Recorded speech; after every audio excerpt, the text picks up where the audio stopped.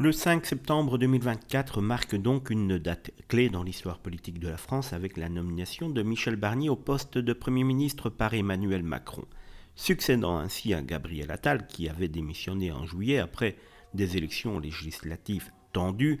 Barnier, 73 ans, entre en scène dans un contexte politique particulièrement délicat. L'Assemblée nationale est divisée et les tensions sont palpables. Mais Emmanuel Macron a fait donc le choix de l'expérience. Michel Barnier, ancien ministre, commissaire européen et surtout célèbre négociateur du Brexit, a prouvé à plusieurs reprises sa capacité à gérer des crises complexes et à concilier des forces opposées.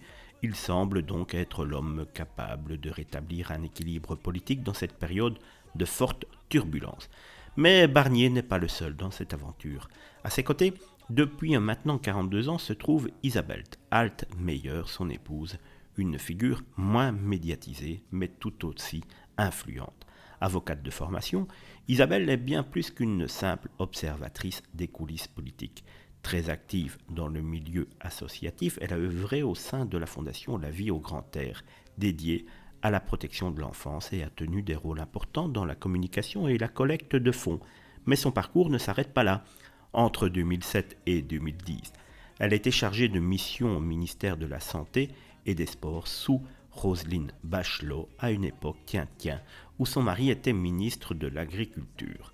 Une période marquante où le couple Barnier a évolué de concert dans les sphères politiques et sociales.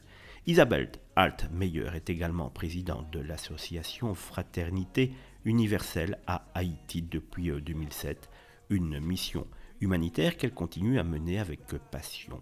Si Michel Barnier est souvent sous les projecteurs, c'est aussi grâce au soutien indéfectible de son épouse qui joue un rôle essentiel dans l'équilibre de sa carrière.